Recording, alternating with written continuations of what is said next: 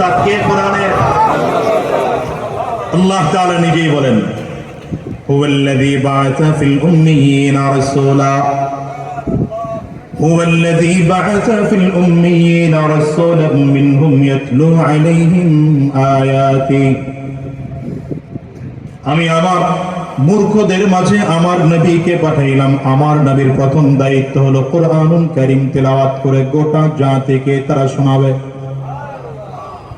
আমার নবীকে আল্লাহ তাআলা জমিনের মধ্যে পাঠিয়েছেন। নবীর প্রধান দায়িত্ব, প্রধান কাজ হলো জাতিকে কোরআনুল কারীমের তিলাওয়াত করে করে শোনানো, কোরআনের তিলাওয়াত গুলো শেখানো। তার মানে আল্লাহ তাআলা প্রথমেই বুঝাইতে চাইলেন, দুনিয়ার মানুষ, যদি আমার খুব প্রিয় বান্দা হতে চাও তাইলে কোরআনের বিকল্প নাই। এজন্য মানুষ যদি মানুষ হতে চাও তাইলে এক নম্বর আকল দিয়ে গুনাহ থেকে বেঁচে থাকো।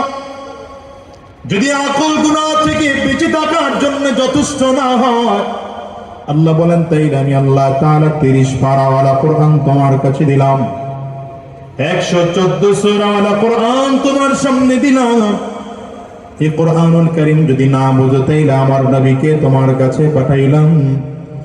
নবীর মাধ্যমে কোরআন বুঝে বুঝে বুঝে বুঝে তারপরে আমল করে জান্নাতি হইয়া জমিন থেকে বিদায় নাও। এই কোরআন নাজিল হওয়ার পরে একদল ইমানদার হয়ে গেলেন আর একদল বেঈমান হয়ে গেল। এই কোরআন নাজিল হওয়ার পরে আবু বকর সিদ্দিক রাদিয়াল্লাহু আনহুর মতো মানুষ পৃথিবীর দামি মানুষ হয়ে গেলেন।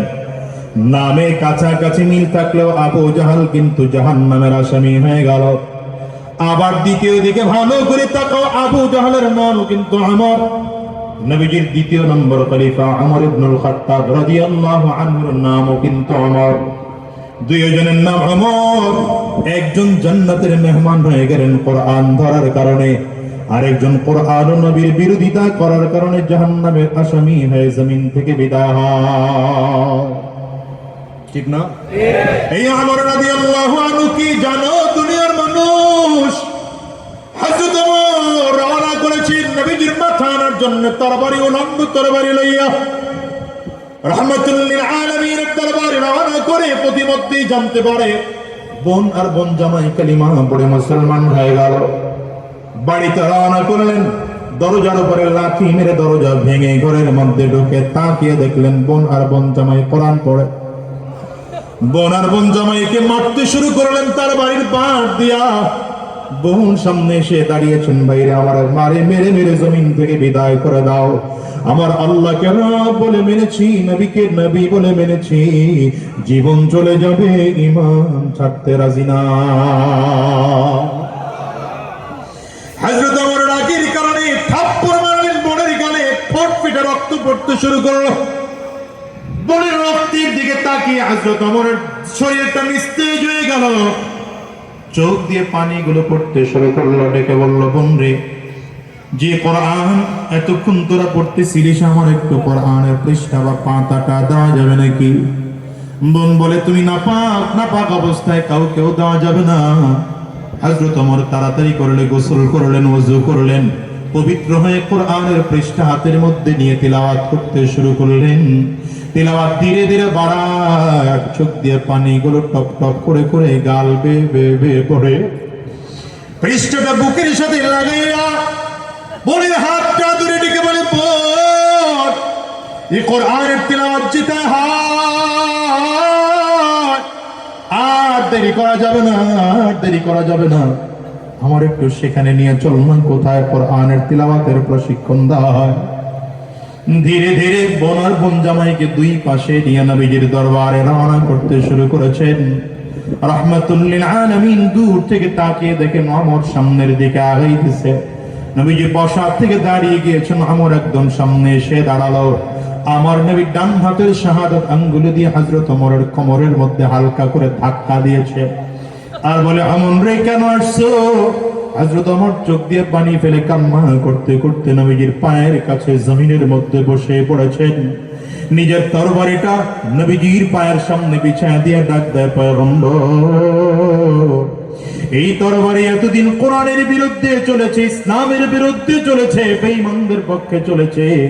আজকে তেজ থেকে এই তরবারি বেঈমানদের বিরুদ্ধে আর বেঈমানদের পক্ষে চলবে না, ইসলামের পক্ষে, কোরআনের পক্ষে, দ্বীনের পক্ষে চলবে। হযরত ওমর হাতটা বাড়িয়ে দিলেন, পয়গম্বর হাত বাড়িয়ে দিলাম,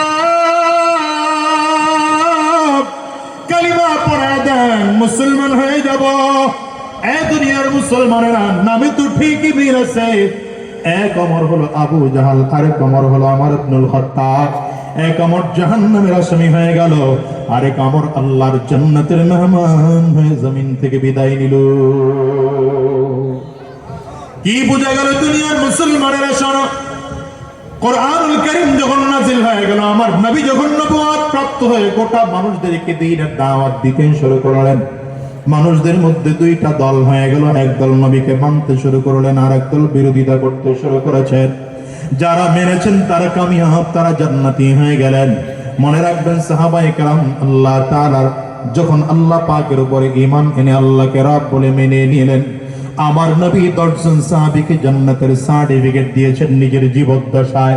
শুধু 10 জন সাহাবীকে জান্নাতের সার্টিফিকেট নয়, বরং আমার নবী আরো সার্টিফিকেট দিলেন। বদরের ময়দানে যারা হাজির হয়েছে, আল্লাহ তাদের জিন্দেগীর গুনাহগুলো মাফ করে দিলেন। উহুদের যুদ্ধে যেই সকল সাহাবায়ে কেরাম হাজির হয়েছে, আবার আল্লাহ তাদের গুনাহ মাফ করে দিলেন। খন্দকের যুদ্ধে যতজন সাহাবী হাজির হয়েছেন, আবার আল্লাহ তাআলা তাদের গুনাহ মাফ করে দিলেন। বায়াতুর রিদওয়ানে আমার নবীর হাতের উপর হাত দিয়ে যারা ধীরে ধীরে করে শপথ করেছিলেন, আল্লাহ তাআলা তাদের জিন্দেগীর গুনাহ মাফ করার ঘোষণা দিলেন। শুধু তাই নয়, আমার আল্লাহ তাআলা সব সাহাবীদের ব্যাপারে ঘোষণা দিলেন, রাদিয়াল্লাহু আনহুম ওয়া রাদু আন, আল্লাহ তোমাদের প্রতি সন্তুষ্ট, তোমরাও আল্লাহ পাকের প্রতি সন্তুষ্ট।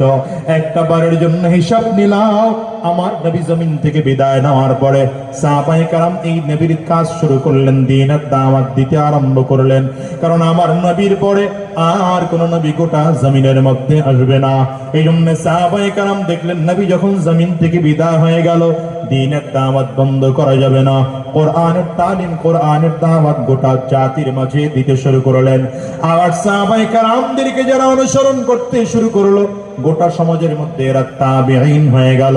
ধীরে ধীরে ধীরে ধীরে সাহাবায়ে কেরাম জমিন থেকে বিদায় নিয়ে নিলেন। এখন তাবেঈন গোটা সমাজের মাঝে দ্বীনের দাওয়াত দিতে শুরু করলেন।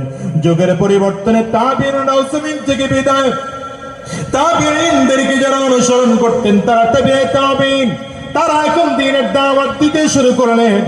যুগের পরিবর্তনের কারণে তাবেঈনরাও জমিন থেকে বিদায় হয়ে গেলেন। এমন একটা সময় ছিল যেই যুগে আইম্মায়ে মুজতাহিদিন দেশের মানুষকে দ্বীনের দাওয়াত দিয়ে শোনাইতেন, গোটা পৃথিবীর মানুষকে তারা দ্বীন শিখিয়েছেন। তারা বিদায় নেওয়ার পরে উলামায়ে মুতাকাদ্দিমিন গোটা পৃথিবীর মানুষকে দ্বীন শিখিয়েছেন। তারা বিদায় নেওয়ার পর উলামায়ে মুতাআখিরিন গোটা পৃথিবীর মানুষকে দ্বীনের দাওয়াত দিয়ে কোরআন শিখিয়েছে। শুধু তাই নয়, বাংলাদেশের সিচুয়েশনের দিকে তাকাও। একটা সময় এমন ছিল হাফিজ হুজুর রাহমাতুল্লাহি আলাইহি এদেশের মানুষকে দ্বীনের কথাগুলো বলে বলে শোনাইতেন। এমন একটা সময় ছিল সদর সাহেব হুজুর রাহমাতুল্লাহি আলাইহি এদেশের মানুষকে দ্বীনের কথাগুলো বলে বলে শোনাইতেন। এমন একটা যুগ ছিল মুফতি আমিনী রাহমাতুল্লাহি আলাইহি এদেশের মানুষকে দ্বীনের দাওয়াত দিয়ে দিয়ে শোনাইতেন। এমন একটা সময় ছিল দ্বীনের কথাগুলো বলে শাইখুল হাদিস আল্লামা আজিজুল হক রাহমাতুল্লাহি আলাইহি শোনাইতেন। এমন একটা সময় ছিল রে যুবক, যে সময় চরমনাইর ইসহাক রাহমাতুল্লাহি আলাইহি এদেশের মানুষকে দ্বীনের কথাগুলো বলে বলে শোনাইতেন। এমন একটা সময় ছিল দুনিয়ার মুসলমান, চট্টগ্রামের বীর, চট্টগ্রামের মুরব্বী, গোটা বাংলাদেশের মুরব্বী শাইখুল ইসলাম আল্লামা শাহ আহমদ শফি রাহমাতুল্লাহি আলাইহি এদেশের মানুষকে দ্বীনের কথাগুলো বলে বলে শোনাইতেন। আল্লাহর বান্দাও জমিন থেকে বিদায়। এমন একটা সময় ছিল আল্লামা জুনাইদ বাবু নগরী রাহমাতুল্লাহি আলাইহি এদেশের মানুষকে দ্বীনের কথাগুলো বলে বলে শোনাইতেন। এদেশের মানুষকে দ্বীনের কথাগুলো বলে বলে শোনাইতেন। চরমনাইয়ের কালুকানি সৈয়দ ফজলুল করিম রাহমাতুল্লাহি আলাইহি যুগের পরিবর্তনে আল্লাহর বান্দাও জমিন থেকে বিদায় হয়ে গেলে আমি তো বলি, মাঝে মাঝে বলি, আজকেও বলে যে এই চেয়ারগুলোতে তো আমরা আসলে বসার যোগ্যতা রাখি না। বসলাম কেন জানো? কাব্বারানি মাউতুল কুবারা, বড়রা নাই এই জন্য আমরা অযোগ্যরা সেই চেয়ারগুলো দখল করেছি। বাজানরে, এমন একটা দিন এই যুগের মধ্যে, এই যুগে এমন একটা সময় চলে আসবে যেই দিন এলান হবে জমিনের মধ্যে আমিরুল মুজাহিদিন বর্তমান পীর সাহেব হুজুর না। এমন একটা দিন চলে আসবে শাইখ চরমনায় জমিনে নাই। এমন একটা দিন জমিনে আসবে আল্লামা মামুনুল হক জমিনে থাকতে পারবেন না। এমন একটা দিন এই জমিনের মধ্যে আসবে কুয়াকাটার মাওলানা হাফিজুর রহমান সিদ্দিক জমিন থেকে বিদায় হয়ে যাবে। এমন একটা দিন এই জমিনের মধ্যে আসবে আল্লামা খালিদ সাইফুল্লাহ আইয়ুবী জমিন থেকে বিদায় হবে। এমন একটা দিন আসবে আমি আজাদির মরণের খবরটাও ভাইকে এলান করে দাও হবে। ওরে যুবক, দিলের কান লাগায় শোনো, এই দুনিয়ায় কেউ থাকতে পারে নাই, তুমি আর আমিও পারবো না। আমি তো বলি আমরা ধীরে ধীরে ধীরে ধীরে মুরব্বী হারা হয়ে যাচ্ছি। মুরব্বীরা আমাদেরকে ছেড়ে ধীরে ধীরে রবের কাছে চলে যাচ্ছে। আর এমন করতে করতে এমন একটা সময় আসবে যেদিন উলামায়ে কেরাম সমাজের মধ্যে থাকবেন না। গোটা সমাজ থেকে আল্লাহ তাআলা উলামায়ে কেরামদেরকে উঠিয়ে নেবেন। সেই দিন আল্লাহ পাকের ইলমও উঠে যাবে। সেই দিন গোটা পৃথিবীর মধ্যে আর আলেম থাকবে না, দিনদার সেদিন থাকবে না, কোরআনওয়ালা সেদিন থাকবে না, ঈমানওয়ালা সেদিন থাকবে না। মনে রাখবা, সেই দিন যদি ঈমানদার না থাকে, কোরআনওয়ালা না থাকে, এই দুনিয়া আর থাকবে না, কিয়ামত হয়ে যাবে। এই জন্য সাবধান করে বলি বাজার, দুনিয়ার তালে তো ডুবে আছো, মনে করতে পারো দুনিয়াটা অনেক বড়, 70 বছরের হায়াত, 60-80 বছরের হায়াত না রে বাজান না। এই বিশাল লম্বা হায়াতটাকে কিয়ামতের ময়দানে খুব ছোট মনে হবে। এই লম্বা হায়াত নয়, বরঞ্চ দুনিয়ার দিকে তাকাও। দুনিয়াটা তোমার আমার জন্য আপন নয়। এই দুনিয়া তোমার আমার পর। দুনিয়ার জন্য যত চেষ্টা করি, ফিকির করে, মেহনত করি, এই দুনিয়া তোমাকে আমাকে দুনিয়ায় থাকতে দেয় না, বরঞ্চ দুনিয়াটা তোমাকে আমাকে গরিব বানায় জমিন থেকে পাঠাইয়া দেয়। দুনিয়ায় কত টাকাওয়ালা, কত পয়সাওয়ালা, কত টাকা অর্থ সম্পদের মালিক আজকে রাস্তার পাশে ঘুমায়, 3টা টুকরা কাপড়ের প্যাকেট বানাইয়া মাত্র 3.5 হাত পাটির মধ্যে তারা শোয়া রাখছে। বাজার এমন আছে না নাই? চিৎকার করে জোরে জোরে বলো। আমি তো বলি, যেই টাকা যেই বাড়ি গাড়ির জন্য এত মেহনত করলা, ফিকির করলা, দেখো তো তাকাইয়া আমার দেশের মানুষগুলো যারা বাড়ি করে, বাড়ি করার আগে কোন ইঞ্জিনিয়ারকে দিয়ে এটার প্ল্যানিং করাইলে ভালো হবে, খুঁজে খুঁজে সেই ইঞ্জিনিয়ারকে দিয়ে প্ল্যানিং করায়। কোন কোম্পানির রড কিনলে বাড়িটা ভালো হবে, খুঁজে সেই কোম্পানির থেকে রড কিনলা। খুঁজে খুঁজে কোন কোম্পানির সিমেন্ট কিনলে ভালো হবে, খুঁজে খুঁজে সেই কোম্পানির থেকে সিমেন্ট কিনলা। কোন মিস্ত্রিকে দিয়া কাজ করাইলে বিল্ডিংটা ভালো হবে, খুঁজে খুঁজে সেই মিস্ত্রিকে দিয়া কাজ করাইলা। কিন্তু একটা বারের জন্য কি ফিকির করেছিল যুবক, এই বাড়িটা কার জন্য তুমি করো? তুমি যেই নিজে বাড়িটা করতেছো, 5 বছর 10 বছর সময় লাগাইয়া বাড়িটা তৈরি করলা, এই বাড়িটা তুমি থাকতে পারলা না, বাড়ির থেকে বিদায় হয়ে গেল। এই বাড়িটা তোমার সন্তান মালিক হয়ে সে ভোগ করতেছে, অথবা তার সন্তান মালিক হয়ে এখানে ভোগ করতেছে। আমি তো হিসাব করে দেখি, এই যে কয়েকদিন আগে আমি আর নিজের ঘর দেখতেছিলাম, বাচ্চা 2টাকে সাথে নিয়ে আমার ঘর দেখতেছি, কাজ চলতেছে। ছোট বাচ্চাটা বুঝে না, বলতে বলতে বলে ফেলছে, আব্বু মরে গেলে তো বাড়িটা আমাদেরই হবে।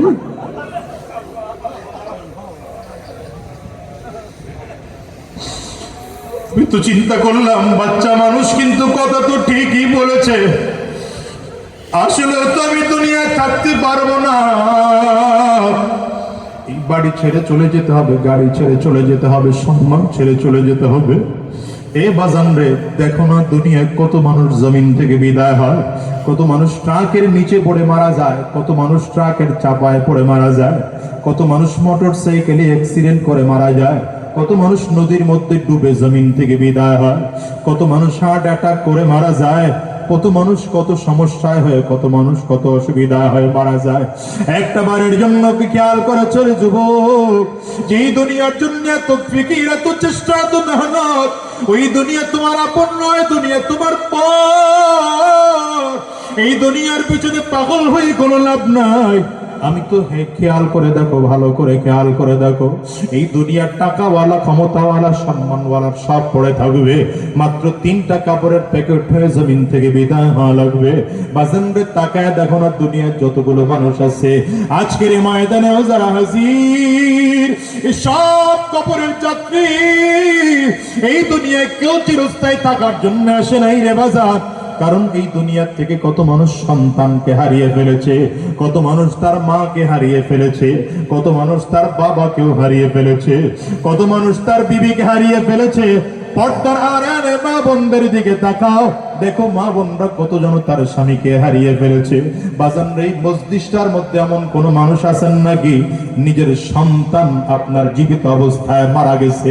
সন্তান যদি হারিয়ে থাকেন একটু হাতটা উঁচা করে দেখান, আমি দেখি তো কে কে তার সন্তানকে হারিয়েছে।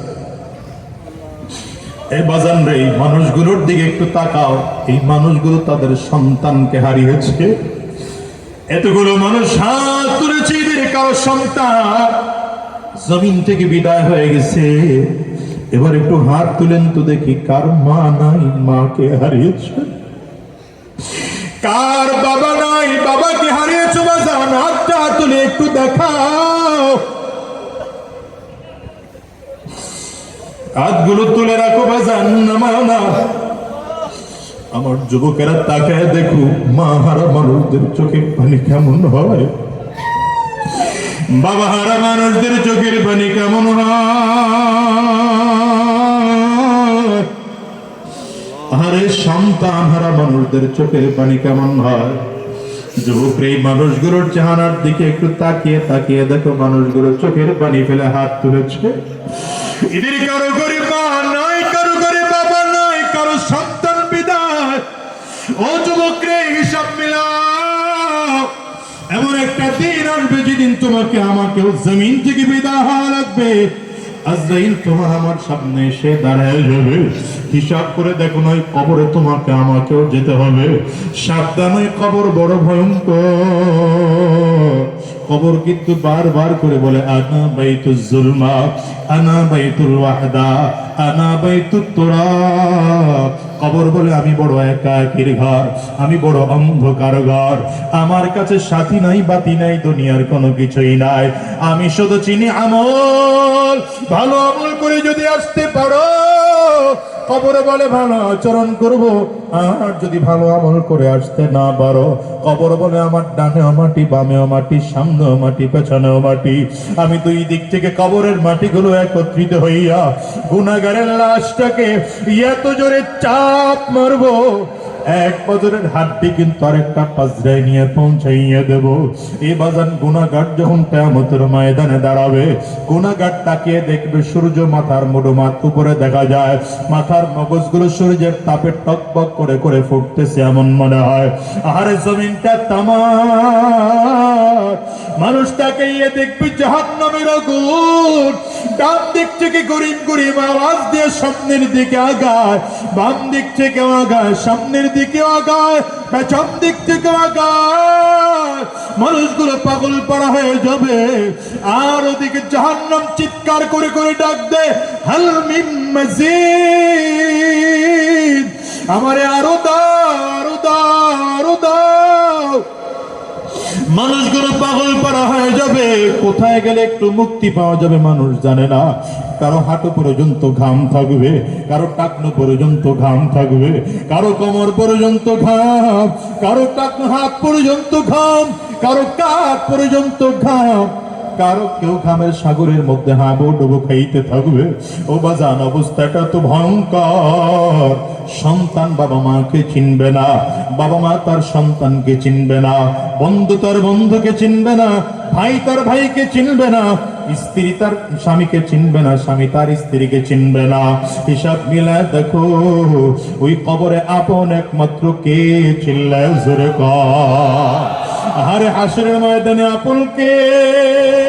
ওই মাওলার পাগল যদি হয়ে বিদাহা না যায়, তাইলে দুনিয়াতেও শান্তি নাই, কবরেও শান্তি নাই। এই জন্য বলে যে বাজান গুনাহ ছেড়ে দাও, আরাম রাস্তা ছেড়ে দাও। যদিও তোমার আমার মধ্যে আল্লাহ তাআলা গুনাহের সাত গুনাহের মজা দিয়ে সৃষ্টি করেছে, কিন্তু আজকের ময়দান থেকে ওয়াদা করে বিদায় হও, আমরা আরাম রাস্তায় কদম বাড়াবো না, শয়তানি রাস্তায় কদম বাড়াবো না। আমার মালিকের পাগল হয়ে যাব, মালিকের গোলাম হয়ে যাব। কারণ জানো কিয়ামতের ময়দানে জান্নাত ও জাহান্নামের জান্নাতের যত নাজ ও নিয়ামত হবে, সব থেকে উত্তম নিয়ামত হবে আমার মালিকের দিদার। একদল পাগল থাকবে এরা এমন, পুরো ময়দানে শুধু দৌড়াবে আর চিল্লাবে আর ডেকে ডেকে বলবে আমার মালিক ওই আমার আল্লাহ। মানুষগুলো চিল্লায়া চিল্লায়া দৌড়াইতে দৌড়াইতে হয়রান আর পেরেশান হইয়া আল্লাহ পাকের আরশে আজিমের পায়ের মধ্যে হেলান লাগায় বসে থাকবে। আল্লাহ তাআলা ফেরেশতাদেরকে ডাকবেন, ওরা কই? আমার এই বান্দাদেরকে একটু ডাকো, বান্দাদেরকে আমার মালিকের সামনে দাঁড় করায় দেওয়া হবে। আল্লাহ তাআলা পর্দার আড়াল থেকে ডেকে বলবেন, গোলাম রে কেন দৌড়াও আর চিল্লাও? এই বান্দা বলবে, আল্লাহ তুমি তোমারে খোঁজার জন্য, তোমারে না পাওয়ার জন্য ফজরের নামাজের আজান শুনে ঘরে থাকতে পারি নাই, মসজিদে গেলাম না মালিক তোমারে পাইলাম না। আবার জোহরে গেলাম তোমারে পাইলাম না, আবার আসরে গেলাম তোমারে পাইলাম না, মাগরিবে আবার গেলাম পাইলাম না, ঈশা আবার গেলাম মালিক তোমারে পাইলাম না। ওগো দয়ার আল্লাহ কোথায় গেলে তোমারে পাবো? পাওয়ার জন্য রাতের অন্ধকারে যায় নামাজ বিছাইয়া তাহাজ্জুদ নামাজের মধ্যে দাঁড়াইছি, মালিক তাও তোমারে পাই না। তোমারে পাওয়ার জন্য টঙ্গীর ইজতেমার ময়দানে 3 দিন গিয়ে পড়েছিলাম, না তোমারেও গিয়ে সেখানে পাই নাই। আল্লাহ উজানির দরবারেও গিয়ে পড়েছিলাম, সেখানেও গিয়ে পাই নাই। চরমনার আল্লাহর কুতুবের দরবারেও 3 দিন গিয়ে পড়েছিলাম, আল্লাহ সেখানেও গিয়ে তোমারে পাই না। মালিক তুমি কই? কিয়ামতের ময়দানেও তোমারে কি দেখতে পাবো না? আল্লাহ তাআলা ফেরেশতাদেরকে ডাক দিবেন, ফেরেশতারা তাড়াতাড়ি কর, আমি আমার এই বান্দাদেরকে অনেক ঘোরাইলাম আর ওদেরকে ঘোরাবো না, ঘোরাবো না। আমি আল্লাহ পাকের নূরের পর্দাগুলো সরায় দাও। আল্লাহ পাকের নূরের পর্দাগুলো যখন সরায় দিবে, বান্দা সরাসরি আমার মালিকের দিদার পাবে। আমার মালিক এত সুন্দর, আরে আমার মালিক এত সুন্দর। বান্দা যখন আমার মালিকের দিকে তাকাবে, এক নজরে 70,000 বছর চলে যাবে, বান্দা একটা চোখের পলক পর্যন্ত ফেলবে না। রুগিল মাজিদ নিয়ামত হায় তো সবসে বেহতর, রুগিল মাজিদ নিয়ামত হায় তো সবসে বেহতর নামতে দিদার তো। আর কবি বলে জান্নাতের মধ্যে যত নাজ নিয়ামত আছে, সব থেকে উত্তম নিয়ামত হলো আমার মালিকের দিদার। ওই মালিকরে কি দেখতে চাও রে যুবক? কারা কারা দেখতে চাও? কারা কারা দেখতে চাও? তাইলে চিল্লা মালিকের জোরে ডাক দাও, আল্লাহ আওয়াজ দিয়ে গলা ফাটাইয়া ডাকো না, আল্লাহ চোখের পানি বানাইয়া আমার মালিকের ডাকো, আওয়াজ দিয়ে জোরে সরে আমার মালিকের ডাক দাও না। দয়ার আল্লাহ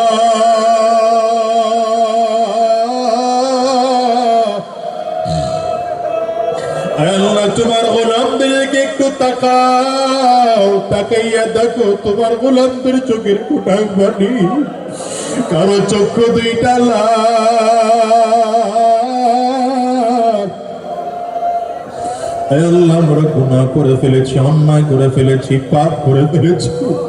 ওয়াদা করলাম 2 হাত উঁচা করে আর গুনাহ করবো না, আর হারাম রাস্তায় কদম বাড়াবো না, আর 1 ওয়াক্ত নামাজ ছাড়বো না, আর শয়তানি রাস্তায় চলবো না। আল্লাহ আল্লাহ তোমার গোলামদের দিকে কুদরতি নজর দিয়ে তাকাও। আয় আল্লাহ তুমি তাকাও, আয় আল্লাহ সবাই মিলে ওয়াদা করলাম, আল্লাহ তুমি আমাদেরকে কবুল করে নাও, কবুল করে নাও। চিল্লায় বলো আমিন। আওয়াজ দিয়ে আরো জোরে বলো আল্লাহুম্মা আমিন। মাওলার ইশকে জালে আগো, মাওলার ইশকে জালে আগো, নিভাইলে যে নিবে না জলে পুরে, ছাই হইল এই যে পাগলের সিনা, জলে পুরে ছাই হইল এই যে পাগলের সিনা। ধরা দিয়ে ডালা ধরা,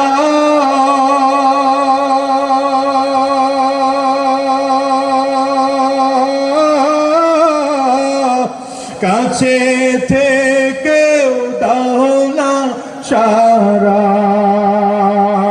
ধরা দিয়ে দাও না ধরা,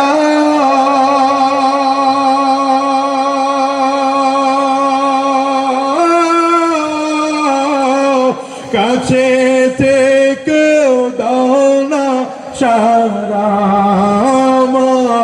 এই বুকেতে বইছে খরা, এই বুকেতে বইছে খরা, না পারি যাত না জলে পুরে, ছাই হইল এই যে পাগলের সিনা, জলে পুরে ছাই হইল এই যে পাগলের সিনা, জলে পুরে ছাই হইল এই যে পাগলের সিনা।